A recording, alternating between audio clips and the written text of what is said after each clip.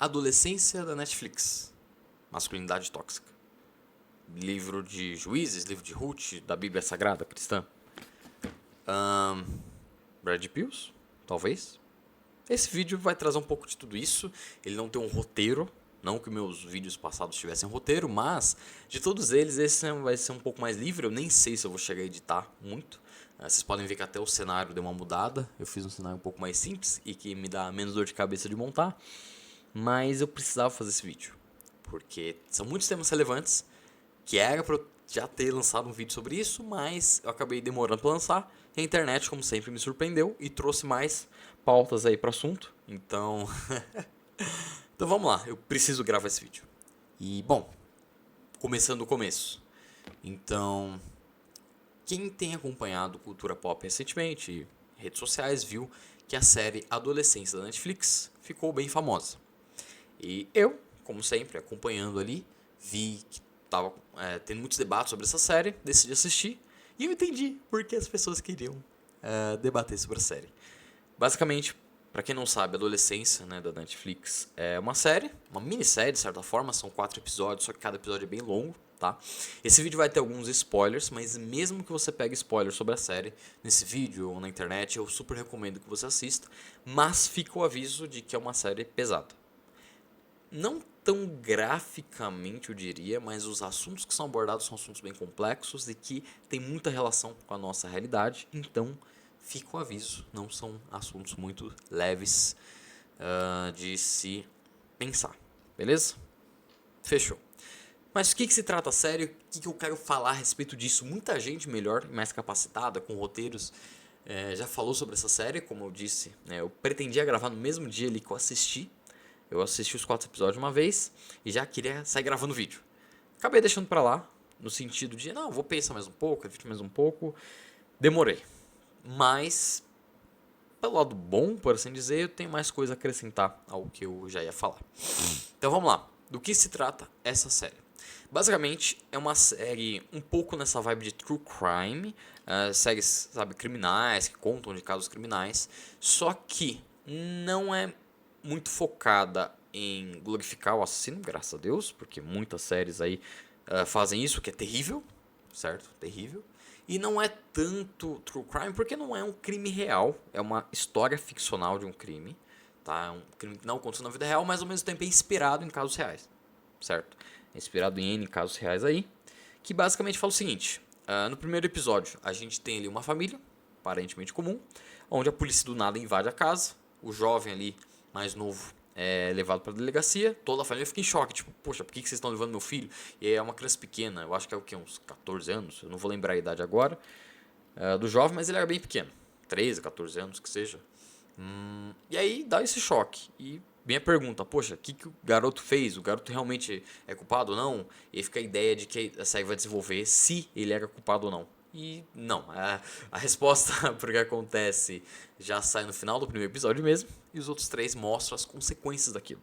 Como eu disse, vai ter spoilers, então sim, o jovem cometeu o crime e tem muitas provas que apontam para isso, apesar do próprio jovem negar, tá? E a série explora o quanto aquele acontecimento impacta aquele jovem, as pessoas em volta daquele jovem, todo o contexto daquele jovem, e também explora no sentido contrário, como todo aquele contexto influenciou aquele jovem. O que foi escolha dele, o que foi culpa dos pais, o que foi culpa da escola, o que foi culpa de bullying e por aí vai. E é muito interessante porque essa série faz um trabalho primoroso. O assunto é bem pesado, é um assunto bem complicado, mas a série faz um papel muito interessante de trazer a reflexão e mostrar que, olha, talvez não exista só um único culpado.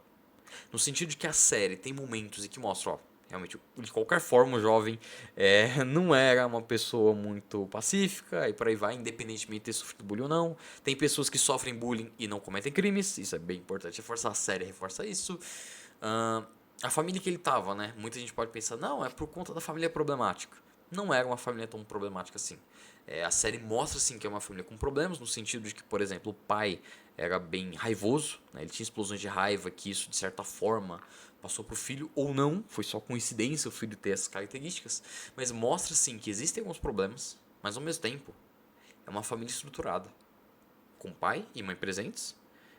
O garoto tinha uma irmã mais velha e o crime foi feito com uma mulher, contra uma mulher, né? um homicídio ali contra uma mulher. Então, o assunto se torna bem complexo. A gente vê a escola é basicamente um zoológico, sabe? A gente tem professores que não estão preparados e que não ligam para os alunos. Ou até professores que até ligam, tentam se esforçar, mas os alunos não ligam. E é um caos. E toca alarme de incêndio, e é caos para todo lado, bullying e tantas coisas para todo lado, sabe? É um ambiente bem difícil. E tantas outras questões, redes sociais, né? E por aí vai. Então, mostra de muitos âmbitos isso. E por isso que tá todo esse burburinho, esse debate, por isso tem tantos vídeos aí, porque tem muito a ser falado. Mas o que eu quero trazer sobre essa série nesse vídeo hoje? Meio sem pauta aqui, mas também com pauta. Eu vou falar um pouco do assunto de masculinidade, que é um dos grandes tópicos falados nessa série, porque, bom, o crime, de certa forma, ele estava pautado sim no bullying, o garoto sofria bullying, mas estava muito envolvido na área do que é ser homem, né? A psicóloga faz muitas perguntas, a psicóloga avaliadora ali, né, para o jovem faz muitas perguntas para tentar descobrir a raiz do problema ali com ele, e muito é direcionado nisso, para saber se o garoto tinha raiva das mulheres ou não, sendo que, novamente, ele tinha uma mãe presente, ele tinha uma irmã presente, e por aí vai, saber a parte de relacionamentos dele, e tudo isso tem bastante a ver sim, né? E está sendo muito falado sobre esse assunto. E o que eu quero trazer de acréscimo para isso é fazer uma pequena reflexão do que foi apresentado com masculinidade tóxica, principalmente, né, citando ali exemplos desse movimento Red Pill e todas essas bizarrices, com um pouquinho de Bíblia. Eu vou usar aqui uma Almeida, certo? Eu não sei se eu vou ler muitos trechos, mas tem uma coisa muito interessante que eu estava estudando na mesma época. Estava estudando na mesma época em que eu assisti a série, que eu quero trazer para cá. Que é um acontecimento com o povo judeu, com o povo israelita, melhor dizendo, e que mostra a diferença da boa masculinidade e da ruim. Sim, o maior exemplo de masculinidade bíblica, podemos dizer que é Jesus, mas olha como até homens pecadores na Bíblia trouxeram bons exemplos de masculinidade e o contraste disso com a má masculinidade e como isso se manifesta na série e na vida real. Porque o mais assustador dessa série não é a série pela série. Como eu falei, ela não é tão gráfica quanto poderia ser, e ainda bem que não é, mas o que assusta, o que pega, é quando a gente traz para o dia de hoje e pensa: poxa, eu vi no noticiário uma notícia parecida. Poxa, tem jovens hoje que estão em ambientes e comunidades e contextos tóxicos que podem vir se tornar o próximo culpado. E pensar o quanto isso pode afetar jovens, homens, mulheres, de N idades por aí, vítimas desses crimes, crimes de ódio, crimes na internet, crimes, enfim, contra a vida. É até difícil, né, falar sobre isso, mas vamos lá. Então, a série faz esse ponto, né? O jovem, entre os vários problemas, ele estava num contexto ali de que o que ele estava absorvendo de masculinidade na internet não era muito saudável, né? Então, o movimento Red Pill, de forma extremamente resumida, é uma forma de enxergar a realidade de forma distorcida, não uma forma completa, que incentiva os homens a enxergarem que não, ó, as mulheres estão corrompidas no sentido de relacionamentos, tem muitas mulheres promíscuas e por aí vai. Eu não vou entrar muito a fundo em termos, eu mesmo não faço ideia muito. Eu sei que tem Red Pills e tem várias coisas aí de Sigma e Alpha e enfim, tanto faz. Mas o ponto é que dentro desse tipo de comunidade tem pensamentos do tipo, ó, por ter muita promiscuidade, não dá pra ter relacionamento hoje em dia. Ou se der pra ter, tem que ser em certas condições aqui e quem não se encaixa nessas condições, joga fora. Você nem respeita em muitos casos quem não se enquadra nessas condições. Então é uma forma masculina de enxergar o mundo, mas uma forma masculina errada, uma forma masculina tóxica. Muitas vezes, não quero dizer que todo mundo que tem estudado alguma coisa sobre Red Pill seja necessariamente tóxico, mas né, é meio difícil. Porque grande parte do conteúdo da internet desse tópico defende ideias complicadas. Ah, mas Marcos, você não está você está defendendo então que hoje está tudo certo, a sociedade? Não, a sociedade é pecadora, sempre foi, e hoje em dia tem muita coisa que está piorando bastante. Muita promiscuidade, muito pecado sexual, com certeza. Mas o movimento Red Pill tenta preencher essa lacuna, né, trazer uma solução e muitas vezes uma solução bem errada, para dizer o mínimo, tá? Por exemplo, a noção que é citada na série de que, não, que as, sei lá, aquele bagulho do 30-70, né? Que as mulheres preferem ficar com, acho que é os 30% dos homens, as bonitos, e os 70% dos homens, que são as pessoas normais, sei lá, não conseguem mulher, umas paradas assim, tá? Ponto é que é umas noções muito bizarras de realidade. E esse tipo de ideia surge tentando, como eu falei, preencher lacunas, porque, novamente, tem sim muita coisa errada. Nós temos uma sociedade que defende cada vez menos o casamento como instituição, uma instituição de união. Não simplesmente união de bens, ou então uma união social para poder fazer bem feito para familiares, para dizer, não, olha, eu sou casado, isso é um status social, qualquer coisa assim. Não, a gente tem uma sociedade que ataca aquilo que deveria ser o principal no relacionamento, que é de um casamento, que é um relacionamento duradouro, um relacionamento recíproco, de muito respeito, que busca construir coisas, né, a longo prazo, principalmente coisas eternas, de certa forma, né, indo mais um pouco para o lado do cristianismo. Nós valorizamos muito o casamento na religião cristã, só que, de muitas formas, a sociedade hoje tem cada vez menos dado importância para isso, né? Dá para estender também para a questão dos filhos, estamos tendo cada vez menos filhos. Tem um lado bom no sentido de ter famílias com melhor planejamento familiar, né? Ter a noção de que o que é necessário eu comprar para poder cuidar de um filho, isso é o lado bom. O lado ruim, menos pessoas interessadas em ter filhos, pessoas que poderiam ter famílias super saudáveis, poderiam ser pais excelentes, mas por conta da sociedade e de N outros fatores, não querem mais ter filhos. Então, a gente tem sim uma sociedade com situações complicadas. É no casamento, é sobre filhos, é sobre a família e por aí vai, tá? E temos pessoas tentando preencher esses problemas, tentando encontrar soluções. E que muitas vezes são soluções que parecem muito rápidas, muito simples, e quando você vai ver, vai enxergar, vai analisar, melhor dizendo, não tem uma base sólida. Então, essas ideias que eu falei, 30-70, e, sei lá, não existem mais mulheres de valor, tudo besteira, no sentido que sim, realmente existem pessoas, e mulheres, e homens, que não vale a pena se relacionar, como existem pessoas que vale a pena se relacionar. E aí, pega essa visão distorcida e traz pra série, nós temos isso alimentando a mente daquele jovem que, no impulso de raiva, acaba matando a colega ali, que não só não deu bola pra ele, como ela fez bullying ativamente com ele, ali com os emojis, nos posts e por aí vai.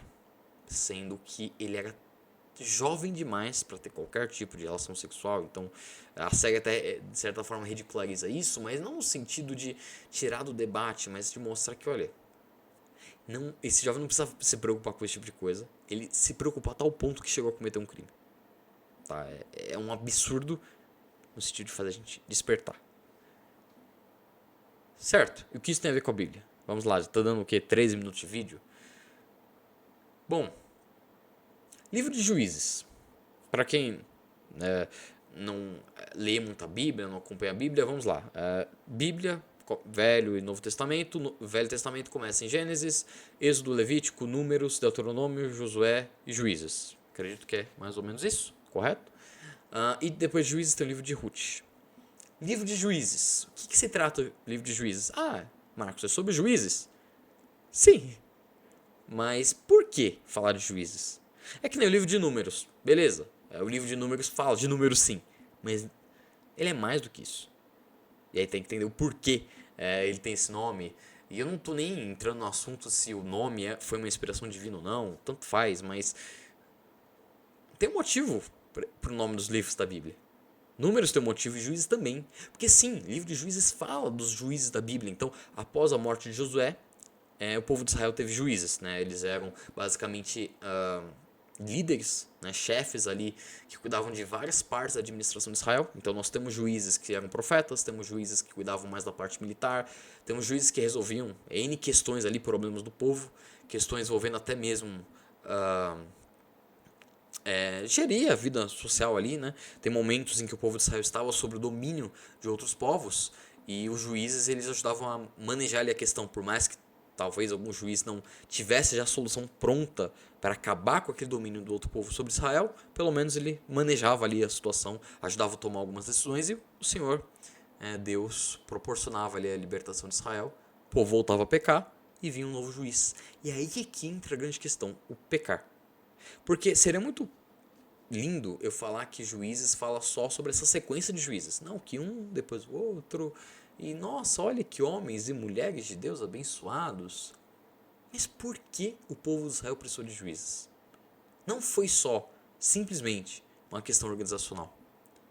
Também foi.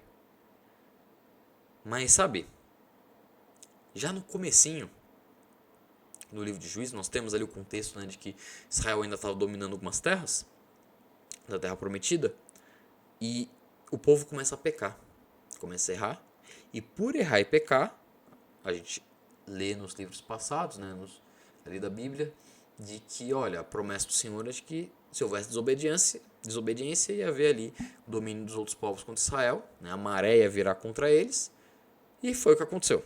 E os juízes tinham esse papel de ajudar a resolver o problema. Então, olha, o povo está se desviando, está virando um caos. Eu preciso de pessoas direcionadas ali. O Senhor foi escolhendo essas pessoas, direcionou elas, né, para poder ajudar ali o povo de Israel. Em muitos momentos o povo de Israel se arrependeu dos próprios pecados e o Senhor atendeu as orações deles. Então, é lindo ver o registro de um juiz atrás do outro, mas o motivo daqueles juízes estarem lá é terrível, porque é um povo que tinha tudo para dar certo. Já estava na terra, já havia conquistado, desfrutado de grande parte da terra, muitas tribos já estavam bonitinho nos seus territórios, erraram e foram perdendo tudo e começou essa brigaiada aí que, bom, teve muitas outras consequências depois. Tá, mas e aí? Bom, então, é um povo que tinha tudo para dar certo. Tinha tudo. Tudo. Eles tinham a Arca da Aliança. Eles tinham a lei que Deus deu a Moisés, e Moisés acabou anunciando para eles e anunciando para que eles continuassem anunciando perpetuamente. Josué também anunciou essa lei. Eles tinham tudo. E foram perdendo. Eles foram perdendo de tal forma que, tudo bem, a gente lê os juízes e glória a Deus, nós temos Débora, nós temos Sansão. E Sansão, nossa, dá pra fazer um vídeo só sobre Sansão, que é um cara meio complicado, mas os juízes não foram a solução de Israel. Eles ajudaram.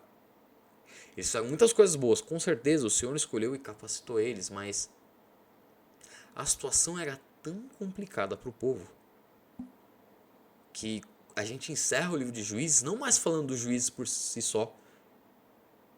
A gente acompanha as histórias deles e, glória a Deus, quando chega lá o quê? Juízes 17, mais ou menos, a gente vê algumas histórias bizarras de Israel.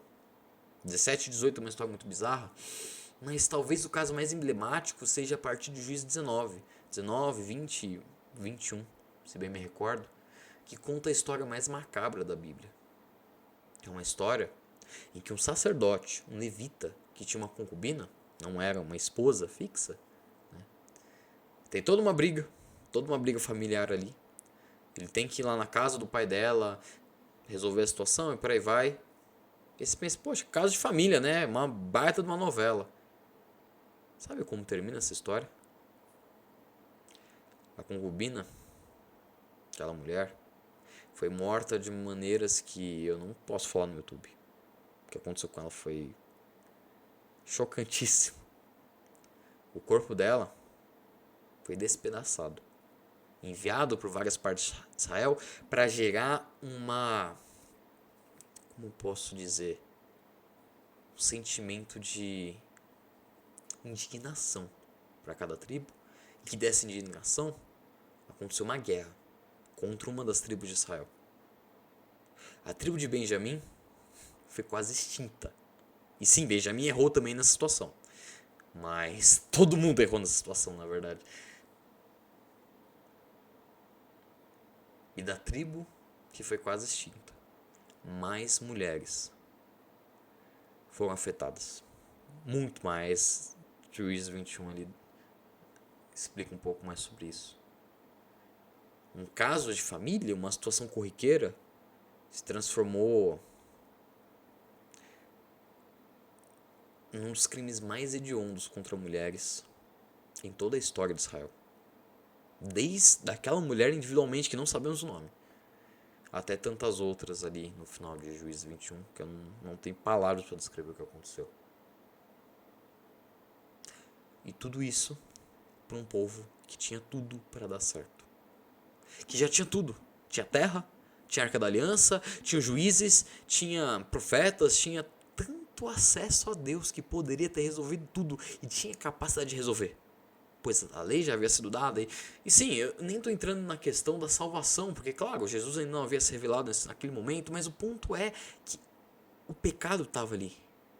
Então mesmo com todas as ferramentas, mesmo com tantos príncipes do povo, com tantos sacerdotes, com tantos levitas ali da linhagem de Arão que serviam no templo e por aí vai, e os levitas no geral, né? Com tudo. Aconteciam crimes hediondos, coisas terríveis e todos sofreram, claro. Houve fome, houve guerra. E um dos principais alvos no meio disso tudo foram as mulheres. Mas ao mesmo tempo, e aí trazendo o vídeo para um tom um pouco mais alegre, quando a gente termina Juízes e vai pro livro de Ruth, o livro pequenininho, o que? Tem 4 capítulos? 4 capítulos. A gente vê uma história que também aconteceu nesse período de Juízes. Uma história que já não fala de centenas e milhares de pessoas, não fala do povo como um todo. Fala de uma situação só, uma situação específica, uma situação familiar. De uma família que teve 3 perdas. De Noemi, que perdeu seu esposo, seus 2 filhos. E falou para suas noras, olha, podem ir embora, não sobrou mais nada. Eu não tenho mais filhos para dar para vocês casarem, podem ir embora. E as 2 noras ficam muito tristes, mas apenas uma, né, Ruth, fica ali com Noemi. E Ruth e a outra não eram israelitas. Eram, se bem me recordo, moabitas, eram de outro povo. Elas eram estrangeiras. Viúvas, todas elas viúvas. Noemi e as noras, todas viúvas diante de momentos terríveis. E em Ruth capítulo 1 é relatado que a terra estava num período de fome, que já indicava que Israel já estava bamba das pernas, já estava, né, complicado ali. Que a promessa do Senhor envolvia, né, bonança, fartura de alimentos se eles estivessem obedecendo. Então se estava tendo fome, já, né, é um alto indício que as coisas não estavam indo bem.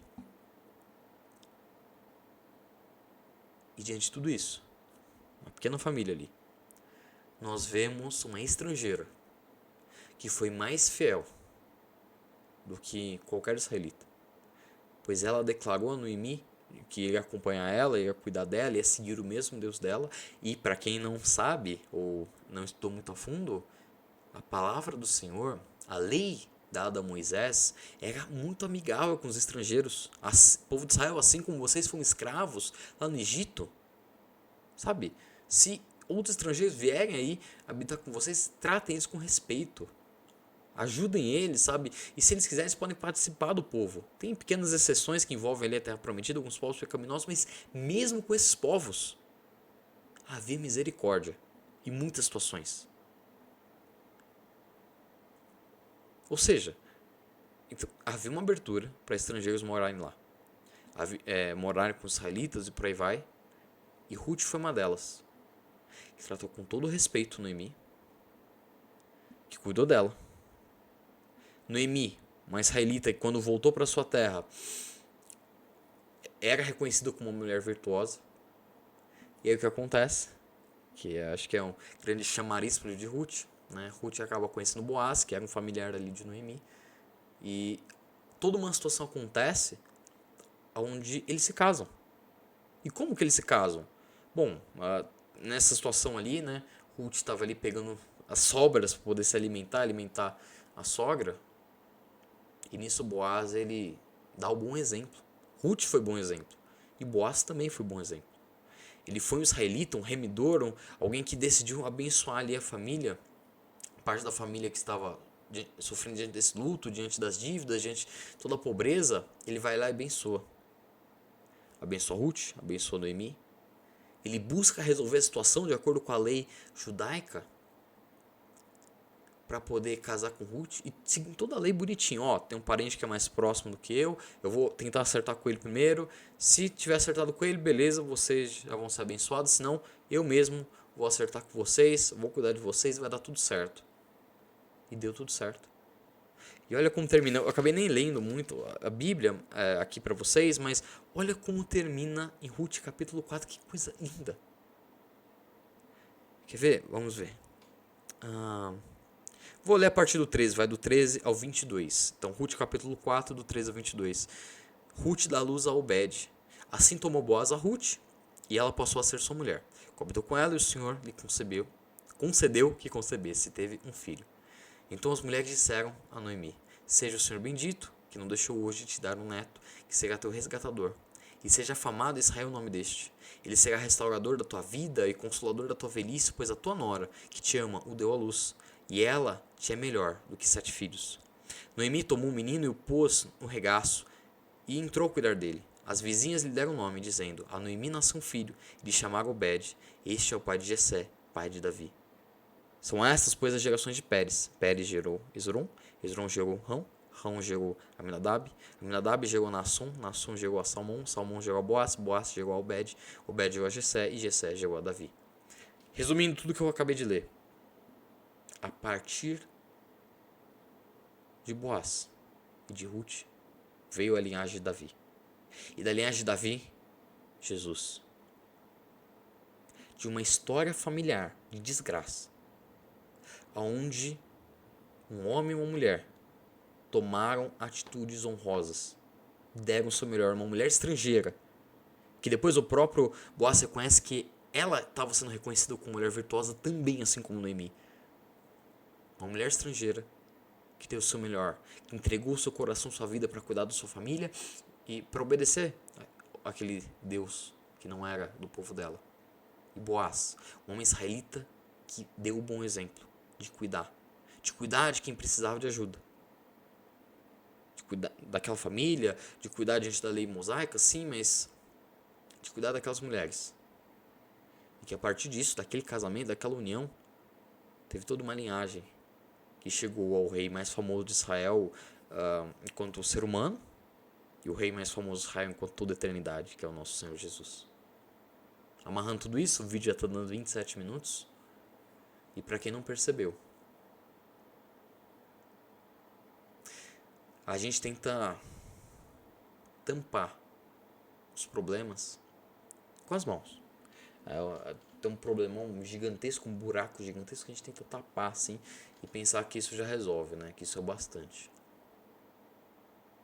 Red pills, qualquer outro conceito bizarro de masculinidade ali, que tente dizer que a solução é muito simples para um problema, sem realmente entender o problema, sem realmente entender a solução, entender isso como afeta a vida das pessoas e, principalmente aqui no caso que eu estou trazendo, sem os princípios bíblicos verdadeiros, os princípios do evangelho, é extremamente perigoso. Acusa quem não merece ser acusado. Machuca quem já está no processo de cura. E destrói a autoestima. Destrói o que já estava sendo reedificado. E para quem poderia servir as reclamações, né, as palavras duras nem entram na mente dessas pessoas. Então a gente tem masculinidades que acusam as mulheres das coisas mais terríveis do mundo e que afetam as mulheres que já estão rendidas ao Senhor Jesus, buscando a cura, a restauração, ter uma vida abençoada. Nós temos homens que expressam sua raiva e seu ódio em palavras e atitudes contra as mulheres, de forma discriminada. Nós temos pessoas demonizando relacionamentos, pessoas enterrando o sonho de ter um relacionamento saudável, e não só o sonho, mas a capacidade de serem homens bons. Enterram ser homem bom para ser, não, homem forte, independente, que não liga para ninguém e sei lá o que. Se tornando tóxico, se tornando raivoso, respondendo com raiva, com preconceito. O povo de Israel, com tudo que tinha, com todos os recursos que tinha, ele tentou soluções fáceis, deu tudo errado. E no livro seguinte, e Ruth numa situação ali de uma família só. A gente viu um homem, mais homem do que todo o resto do povo de Israel ali, aparentemente. Nós vimos uma mulher que nem era israelita, mas que foi uma mulher mais honrosa do que grande parte das mulheres pecaminosas da época. Mulheres também pecavam. Eu trouxe o argumento, né, de que elas sofreram, mas também existiam mulheres pecaminosas, como também hoje existem. Enfim, homens e mulheres são pecadores. Mas olha isso, o contraste com tudo que o povo tinha. Com todas as melhores mentes e pessoas mais próximas de Deus, com tabernáculo, tudo que eles tinham para resolver o problema não resolveram. E uma simples família comum pôde resolver. Um simples homem que aparentemente ele tinha assim uma certa riqueza e recursos, mas o importante não é os recursos, era a atitude. A atitude de respeito, de compaixão, de temor ao Senhor, sabe? De entender a dor do próximo e buscar resolver a situação da maneira certa. E não descontar o ódio e a raiva. Imagina se Boaz tivesse pensado assim, não, Ruth é uma estrangeira. O marido dela morreu, então eu não devo mais nada pra ela. Eu vou acabar com a vida dela, eu só dou um jeito de ajudar Noemi. Nem sei que idade Noemi teria aqui, que eu me recorde. O livro de Ruth não fala, mas aparentemente ela já é uma mulher mais velha, né? Mas não, eu poderia cuidar só aqui de Noemi. Ela é israelita, Ruth que se lasque. Mas o que foi que ele fez? Pois é. Isso sem falar de Jesus. Se a gente fosse falar de Jesus, que ele fez com a mulher samaritana, com Maria Madalena, com a própria mãe, com outras mulheres que Jesus abençoou, entendeu e abraçou e respeitou, sabe? Meu, dá pra falar horas e horas sobre isso. O vídeo tá ficando bem longo, como eu falei, não tinha muito roteiro, mas é só uma reflexão. Que a série da Netflix mostrou que temos muitos problemas a tratar com os nossos jovens. E também, não só jovens, mas homens no geral, nos dias de hoje. E nós temos ferramentas para isso. Um livro, o Antigo Testamento é ainda mais velho, né? Eu falo 2000 anos atrás, mas o Antigo Testamento é ainda mais velho. Um livro de mais de 2000 anos, bem mais. Tem ali ensinamentos e recursos para a gente aprender. Que pessoas em pleno 2025 estão desaprendendo. Homens que poderiam ser grandes exemplos. Agora estão sendo grandes exemplos do que não se fazer. Mulheres estão sendo grandes alvos. Novamente, as inocentes, por assim dizer, estão sendo alvos do ódio, da ignorância, da dor. E aquelas que poderiam servir as palavras duras, com certeza não vão estar ouvindo. E também não é o jeito certo de se tratar. Adolescência da Netflix, essa série mostra um retrato da nossa sociedade, onde não estamos sabendo tratar e construir os nossos homens. Ah, é porque os homens são muito frouxos? Olha, isso também é um argumento interessante e é algo que reflete uma parte da realidade. É verdade que sim, existem muitas pessoas, muitos jovens que não estão preparados para grandes batalhas da vida. Tem muitas inseguranças e tudo mais. É um problema sim a se falar. Mas olha a solução que a gente cai. Não, os jovens estão sendo muito frouxos, então vamos fazer eles serem mais firmes. Como? Xingando mulher na internet. Ei, baita solução, hein? Baita solução.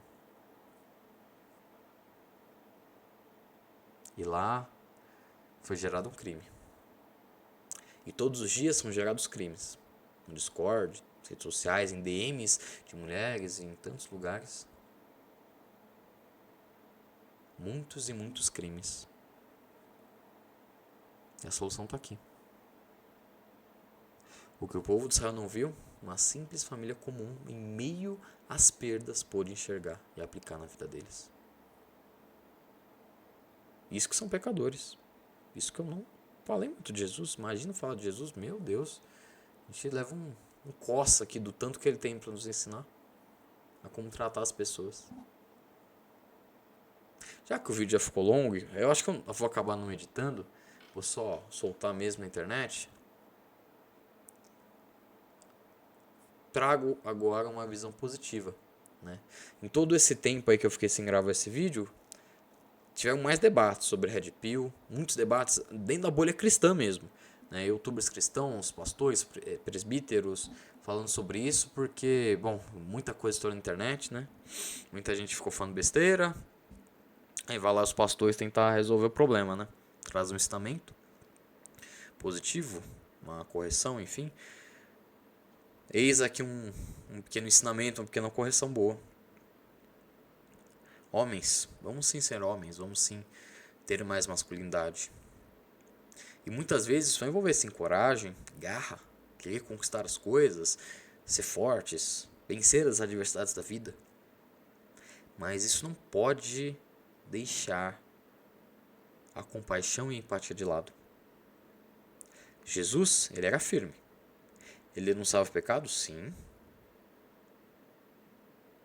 Mas ele também demonstrava amor e compaixão, e várias vezes eu já preguei sobre isso, de quanto Deus demonstra ao mesmo tempo a misericórdia, mas também a rigidez contra o pecado. Ele é as duas coisas, não é só um, não é só o outro. Não é você simplesmente aceitar os pecados do mundo, mas também não é você descontar sua raiva, esse seu sentimento de injustiça nas outras pessoas. Isso é totalmente errado. Nós temos pessoas, homens, que sim, não estão prontos para as adversidades da vida, que precisam sim ser mais másculos, por assim dizer. E aqueles que se dizem másculos estão sendo só babacas, ignorantes e, nos piores casos, criminosos. Vamos buscar ser homens de verdade. Homens que respeitem todo mundo. Homens que sim, sabem identificar alguma coisa errada, mas tratem sem preconceitos. O quanto de gente que tem por aí que, sabe, vê uma mulher ali em processo de restauração em Cristo Jesus e já sai acusando. Meu, terrível, terrível. E sim, esse é um tipo de coisa que viralizou esses dias. Quem sabe, sabe, eu não vou citar, né, as pessoas envolvidas, mas ficou esse debate, né, de acusações contra cristãs em processo de conversão, que já estavam convertidas, e aí o pessoal apontando na cara o passado delas. Jesus apagou o passado. Elas estão sim vivendo e vencendo as consequências desse passado, mas a pessoa lá, os, os homens de verdade, que na verdade são tóxicos, ficam lá apontando o dedo na cara. Vamos ser homens de verdade. Ao invés de apontar o dedo, estender a mão. Orar por essas pessoas. Ah, mas se essa outra pessoa aqui tiver em pecado, amém. Ora para que o Senhor toque no coração dela. Pra que ficar apontando dedo na internet? Devemos sim falar do pecado. Claro, é criticar o pecado, óbvio. Mas vamos ter ser mancó, pelo amor de Deus, gente. Pelo amor de Deus.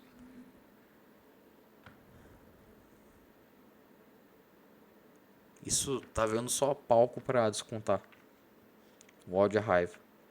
O ódio e a raiva de muitos jovens que, não tem relacionamento, ou um relacionamento deu errado, vou descontar agora em todas as mulheres do mundo.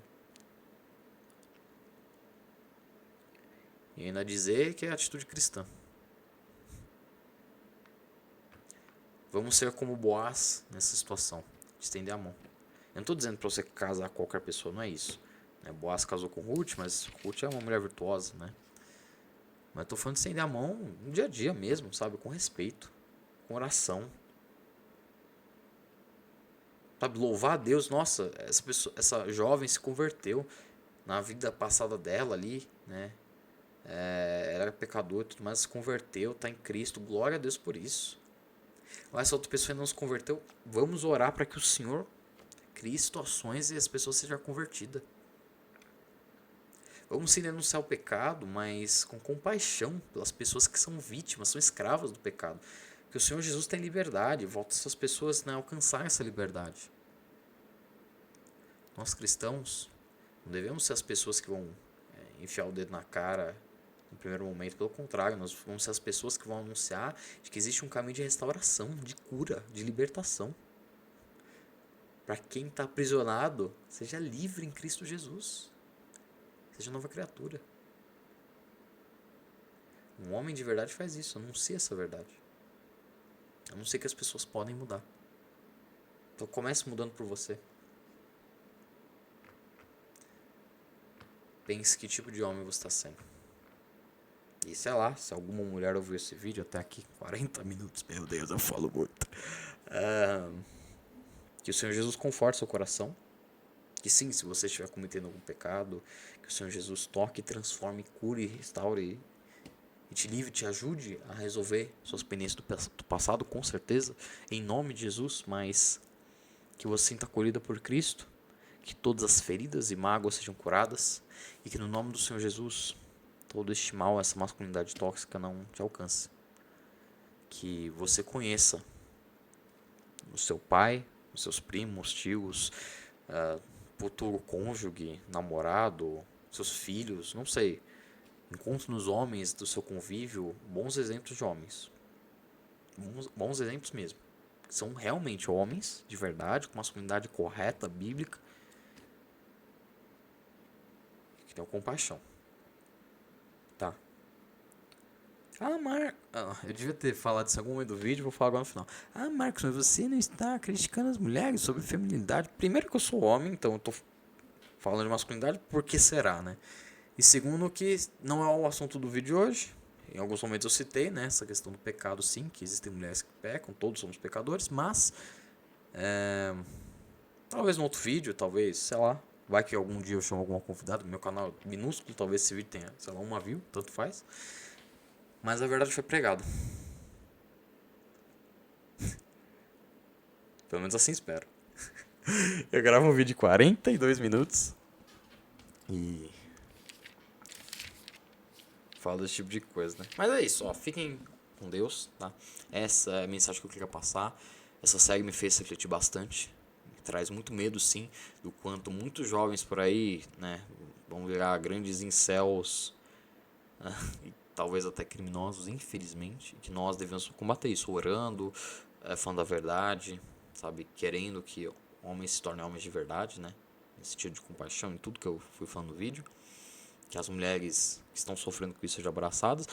Novamente, mulheres não são seres santos, tem dificuldades, tem questões também, não é o assunto desse vídeo, mas que o que aconteceu na série não aconteça mais na vida real, em nome de Jesus. Que os nossos jovens, nossos adultos, jovens adultos, todos os homens da nossa sociedade sejam curados, transformados e libertos.